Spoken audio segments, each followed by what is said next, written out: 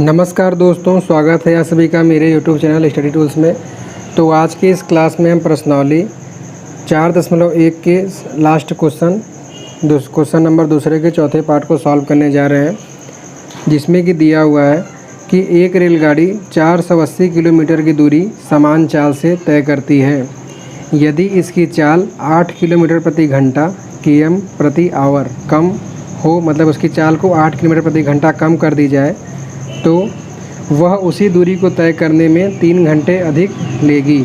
हमें रेलगाड़ी की चाल ज्ञात करनी है। ठीक है, तो जैसा कि इस क्वेश्चन में हमें दिया गया है कि जो दूरी है वो समान है, तो हमें दिया गया है कि दूरी बराबर 480 किलोमीटर। ठीक है, फिर इसमें क्या पूछ रहा है कि रेलगाड़ी की चाल ज्ञात कितनी है। तो हम मान लेते हैं कि जो रेलगाड़ी की सामान्य चाल है कि रेलगाड़ी की सामान्य चाल, मतलब जिससे वो पहले चल रही थी, सामान्य चाल हम मान लेते हैं बराबर है x किलोमीटर प्रति घंटा।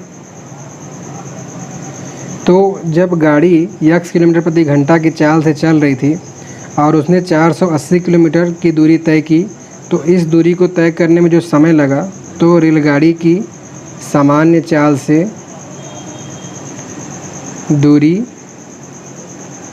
तय करने में लगा समय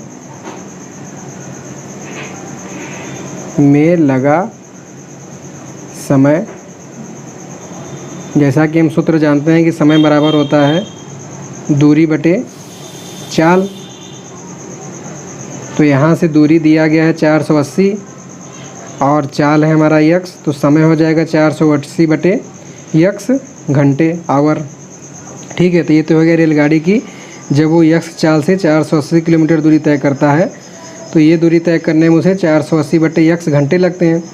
लेकिन फिर इसमें क्या कहा गया है कि यदि इसकी चाल 8 किलोमीटर प्रति घंटे कम कर दी जाती है, तो प्रश्नानुसार नई चाल हो जाएगी सामान्य चाल से 8 घंटे कम, तो x - 8 किलोमीटर प्रति घंटे। तो इस चाल से भी वो दूरी इतनी ही तय करेगा। तो नई चाल से इसी दूरी को तय करने में, नई चाल से दूरी तय करने में लगा समय,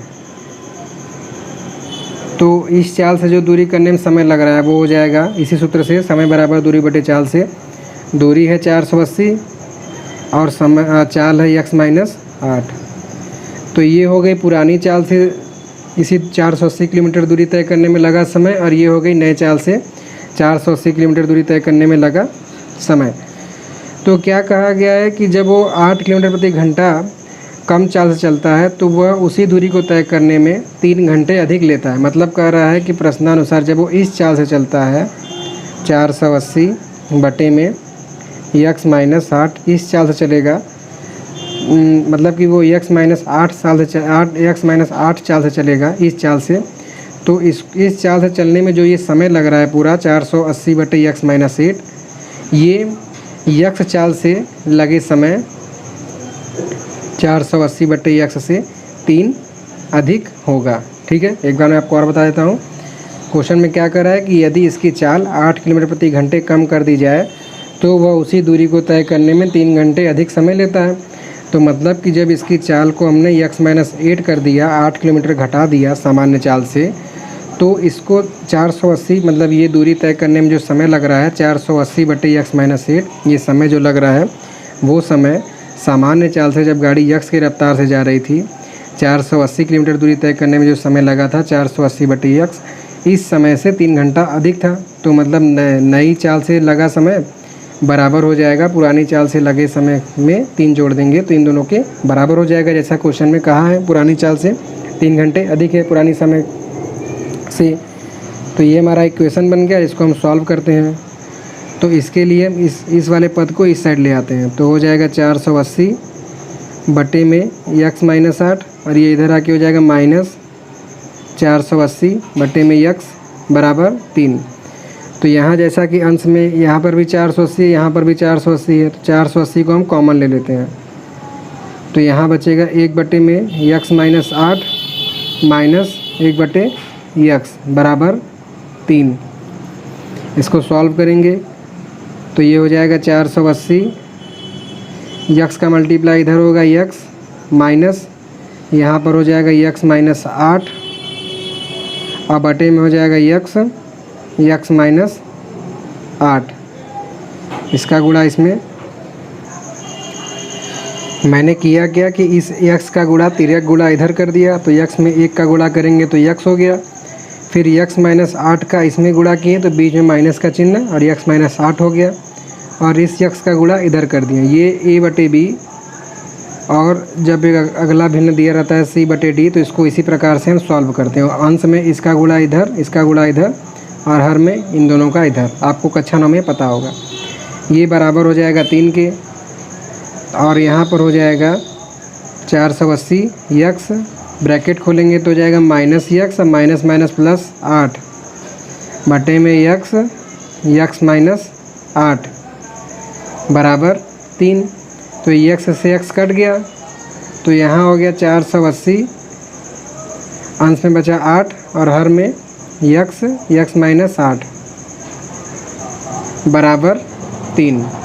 अब जो ये हर में दिया, अंश में हम 480 x का गुणा कर देंगे तो ये हो जाएगा 480 x और बटे में x माइनस 8 बराबर 3 हो जाएगा। तो यहाँ पर जैसा कि 8 बचा था तो ये 8 है, और ये हो जाएगा 480 इंटू 8। अब यहाँ हर में 1 मान लेते हैं, तो ये 1 का गुणा इधर हो जाएगा, 480 गुणे 8 गुणे 1, तो ये हो जाएगा 480 इंटू 8 इंटू 1 बराबर, ये नीचे का पूरा उभर गुणा हो जाएगा 3 से, तो मतलब कि बराबर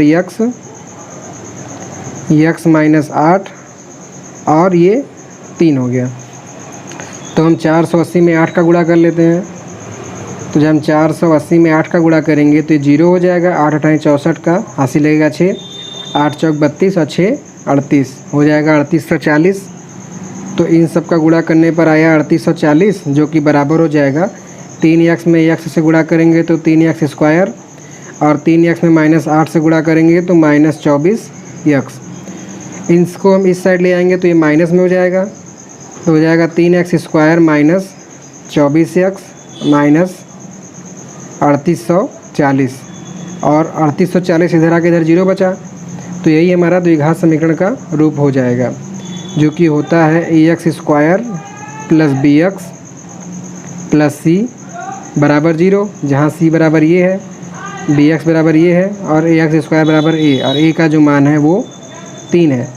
तो द्विघात समीकरण के दोनों प्रतिबंधों को, ये जो हमें द्विघात समीकरण प्राप्त हुआ है ये फॉलो कर रहा है, मतलब कि जो हमारा ये समीकरण है वो सही है। तो अब मैं आपको बता देता हूँ कैसे आपको इसको नोट करना है। तो जैसा कि दोनों कंडीशन के लिए दूरी सेम दिया था, तो इसलिए दूरी बराबर 480 किलोमीटर है। फिर हमने माना था जो चाल, कि माना सामान्य चाल हो गया x किलोमीटर प्रति घंटा। तो इस सामान्य चाल से दूरी तय करने में जो समय लगा वो सूत्र होता है समय का, कि बराबर दूरी बटे चाल से हो जाएगा 480/x घंटा। और नई चाल, जो कि क्वेश्चन में कहा है कि पुरानी सामान्य चाल से 8 किलोमीटर कम है, तो इस नई चाल से इस दूरी को तय करने में जो समय लगा वो हो जाएगा 480 बटे में x माइनस 8।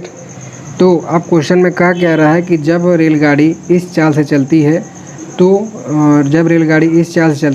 तो इसमें जो समय लगता है वो पुराने चाल से लगे समय से 3 घंटा अधिक है। तो इसलिए नई चाल में लगा समय बराबर हो जाएगा पुरानी चाल में लगे समय से 3 घंटा अधिक। तो अब इसको सॉल्व करने के लिए हमने 480/x माइनस 8 को इस साइड ला दिए और -3 को इस साइड ला दिए। तो इसमें जैसा कि मैंने 480/x माइनस 8 को इस साइड लाया तो ये माइनस हो गया, और प्लस का 3 उस साइड जाके माइनस हो गया। लेकिन जो मैंने सॉल्व कराया है, मैंने आपको दोनों तरीके से बता दिया है। इसमें मैंने क्या किया है कि 480/x को मैंने x माइनस 8 की तरफ लाया है, लेकिन इसमें 480/x माइनस 8 को इस तरफ लाया है और 3 को उधर भेजा है। मतलब आपकी इसमें कंफ्यूज ना हो कि इस तरह के से ही करना है, आपको खाली नियम सही होना चाहिए, आप किसी भी तरीके से सॉल्व कर सकते हैं। तो ये अब x माइनस 8 वाला पद इधर आया माइनस हो गया, अब प्लस 3 जाके माइनस हो गया। फिर दोनों में 480 कॉमन था अंश में, तो हमने ऊपर से 480 कॉमन ले लिए। तो यहाँ बचा 1/में x माइनस 1/में x माइनस 8 बराबर -3। फिर एक गुणा कर दिए क्रॉस मल्टीप्लाई, तो 480 x माइनस 8 का 1 में गुणा होकर x माइनस 8 हो गया, बीच में माइनस का चिन्ह, और x का 1 में गुणा होकर x हो गया, बटे में x माइनस 8 से गुणा हो गया। तो यहाँ x प्लस में है, x माइनस में है, तो x से x कट गया, ऊपर बचा -8, तो 480 का -8 में गुणा हो जाएगा, और ये जो हर में है x माइनस 8 ये उधर तिरक गुणा हो जाएगा, तो -3 के साथ ये पूरा ब्रैकेट में आ जाएगा। तो 480 में जब -8 का गुणा किए तो आया -3840 बराबर -3x, x में x का गुणा हो गया x स्क्वायर, और -3 से गुणा हो गया -3x स्क्वायर, x में 8 से गुणा हो गया -24 -8x, और -8x में जब -3 से गुणा करेंगे तो +24। अब इसमें क्या किए कि ये x स्क्वायर का पद हम प्लस में करके लिखते हैं, तो इसको इन दोनों को इस साइड ले आए, तो ये हो गया 3x स्क्वायर और +24 इधर आके माइनस हो गया, और ये माइनस में था ही, तो इस तरीके से हमारा ये समीकरण बन गया। आप दोनों में से कोई भी जो सॉल्व में कराया और जो लिख के दिखाया, दोनों में से कोई भी लगा सकते हैं, कोई दिक्कत नहीं होगा। और इस तरीके से हमारा ये तो फ्रेंड्स अब आपके सामने इस क्वेश्चन का सॉल्व दिखाया जा रहा है, जिसे देख के आप इसे स्टेप बाय स्टेप अपने कॉपी में कैसे नोट करना है उसको नोट कर सकते हैं। उसके साथ ही अगर आपको बताया गया सवाल समझ में आया हो तो प्लीज़ वीडियो को लाइक कीजिएगा और कमेंट करना नहीं भूलिएगा। अगर आपको वीडियो अच्छी लगी हो तब भी कमेंट करिएगा, और बताया गया सवाल में या किसी प्रकार की कोई कमी रह गई हो तो उसको भी हमें सुधार करने के लिए प्लीज़ अपने कीमती सुझाव से ज़रूर बताइएगा। और इसके साथ ही अपने साथ में पढ़ने वाले जो आपके दोस्त हैं, छात्र हैं, उनको भी इस वीडियो को ज़रूर शेयर कीजिएगा, जैसे कि वो भी इन कक्षाओं का लाभ उठा सकें। और इसी तरीके से प्रतिदिन एक नए सवाल का सॉल्यूशन देखने के लिए हमारे चैनल को सब्सक्राइब कर लीजिएगा और बेल आइकन को दबा लीजिएगा। So thanks for watching.